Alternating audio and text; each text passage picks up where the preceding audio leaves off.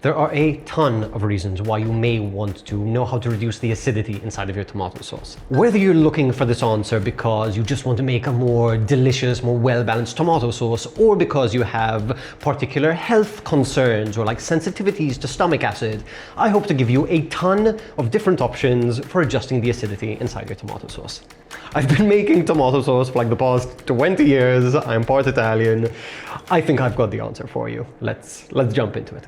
Okay, before we get into the various methods to adjust the acidity, let's talk about the tomato themselves. Tomatoes are inherently very sweet, very acidic, and very savory. That's what makes them such an amazing fruit, an amazing vegetable, whatever you want to, botanically a fruit. So if you do plan on cooking with tomato, there is some amount of acidity that you do need to accept, or that you do need to embrace, because that's what makes a tomato a tomato. And just to clarify, when we're discussing acidity, we are just referring to the pH, or without getting too scientific, how sour your tomatoes taste, or how sour your sauce ends up being. With that in mind, let's get into the techniques. So firstly, what I would recommend is addressing the tomato itself. Your sauce may be acidic because the product that you're using, the can of tomatoes that you're using, adds a ton of extra acid just to preserve the tomatoes. Now, I'm not affiliated with this brand at all, but one thing that I do like about Mutti is that they are like 100% tomatoes and a little bit of salt. That is their entire ingredient list. And that is the kind of ingredient list you want to be using when you're buying your tomato products. Another alternative, instead of using canned tomato products, which are amazing by the way, this is how you get a really consistent, delicious tomato sauce year-round. You may want to use fresh tomatoes, and I've got a complete recipe for that inside of my pasta course. You don't need to take the course, just message in the comments and I'll leave the recipe up there. You basically just grate tomatoes and use that as the base of your sauce. And if your tomatoes aren't super acidic, that is your problem solved. So yeah, step one would be use better quality tomatoes. Adjacent to that, what I would say is that if this is more of a flavor thing and you don't like the flavor of your tomato sauce and it tastes quite acidic, something which you may want to do is cook it low and slow for a longer period of time. As your tomato sauce reduces and concentrates in flavor, it really helps to boost the savoriness, the sweetness inside of the sauce. And those qualities tend to balance out that inherent acidity really, really well.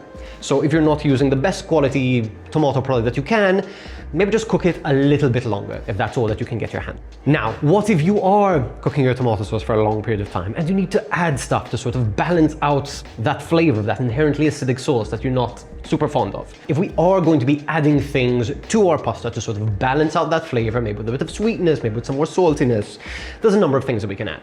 The most natural choice that I would suggest is the Italian soffritto, which is basically a combination of onion, carrot, and celery that is cooked down low and slow to develop this like sweet, savory foundation of flavor that goes in a ton of Italian sauces, ragouts, etc. In tomato sauces, less so, but it's still something you can totally do. I quite like just adding garlic as the base of flavor for my sauce and maybe some other like herbs and spices, but that's kind of it. But you can totally add a soffritto. So that would be tip number 2. Balance out with a little bit of sweetness or a little bit of something else. Now, if your sauce is already made and you don't have the ingredients around for a soffritto, and you can't just add like a halved carrot or a halved onion to your sauce, which could help a little bit, you can add easier ingredients. One which I would recommend is just plain old sugar. Whilst it's not the most elegant of solutions, by adding a little bit of sweetness to balance out your sauce, you might be able to sort of like reduce that perceived acidity. Same with MSG. Now I know a lot of people don't like MSG, but it's basically just another seasoning. There's nothing harmful about it. All of the claims which you've heard about its negative effects are wrong. And it does add a little bit of savoriness to your sauce. I don't like using it because I feel that tomatoes are inherently sweet and sour and savory enough without adding all this faff, but it is definitely an option which you can take to balance out that sauce. Tip number 3, and this is still kind of in the subject of balancing the sauce and stuff that you can add to it: fat and bitterness are other ways that we can balance that sauce. The most common fat, obviously for tomato sauce, maybe not obviously, is olive oil or extra virgin olive oil. This is like, I'm Mediterranean, so it's like my ketchup. I love putting it on everything. It goes really, really well with the flavor of tomatoes, and that little bit of fatness sort of helps to cut the acidity of the tomato sauce. I add tons of olive oil to the base of my tomato sauce. I like adding a splash of extra virgin olive oil on my, let's say, pasta with tomato sauce or a pizza with tomato sauce. So fat is definitely a good one. If you don't have extra virgin olive oil, or if you like to mellow out the flavor of your sauce even more, you can add things like dairy. So common additions could be butter, they could be cream. I know in a lot of Italian American recipes, they're much more forward about adding dairy directly to their tomato sauce. You could add maybe some ricotta to the tomato sauce. And whilst these things do have a little bit of lactic acid inside of them, they will typically mellow out that acidity quite well. But I just don't think it is the best thing that fits in directly with the flavor of a tomato sauce. But if there's more for like maybe health reasons, obviously consult your doctor, consult your nutritionist, but I feel like this could be a step in the right direction. Okay, so we've covered a ton of different techniques to handle the acidity of your sauce, primarily from a flavor point of view. Now, the absolute nuclear option of reducing the acidity of your tomato sauce would be to balance it out with an alkali.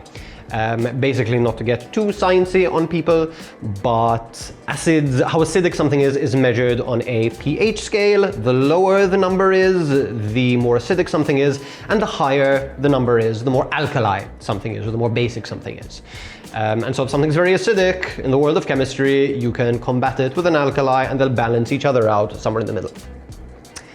Now, the only, or one of the only commonly used alkali products inside of a kitchen is baking soda, bicarbonate of soda, whatever you want to call it. This is an alkali. This is used in a ton of different cooking recipes to add this sort of like alkaline environment. It's also used as a leavening agent, but that's a separate conversation.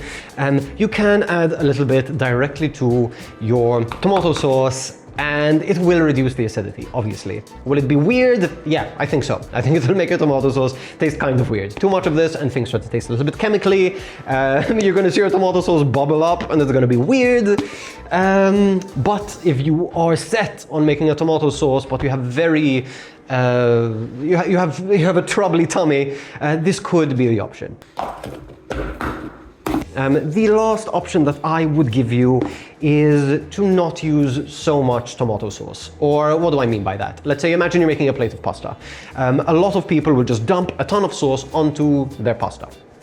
That is wrong for so many reasons, from like a flavor point of view, but also by adding your tomato sauce to the pasta, adding a bunch of pasta water, mixing things together, the sauce becomes a little bit creamy, a little bit less sort of like acidically concentrated, and you don't need to drown out your pasta in sauce. That's a very, I feel, Italian-American thing to do. You need just enough sauce to cover, maybe a little bit more on top to make like a really nice plate, but you don't need a ton of sauce. Same with your pizza. You do not need to like smear that thing with sauce.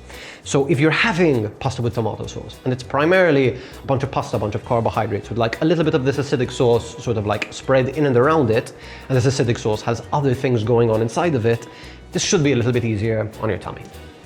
I'm not a nutritionist, I'm just a cook. My job is to teach you guys how to make things delicious, but I hope you found something that really helped you out in this video. I'm gonna go back to making my tomato sauce. If you would like to check out the full recipe of how I make my tomato sauce, you can watch this video over here. Thank you so much for watching, and I'll catch you in the next one. Bye. Bye, bye, bye, bye. You're barely bubbling. It is time to increase the heat. That didn't do it.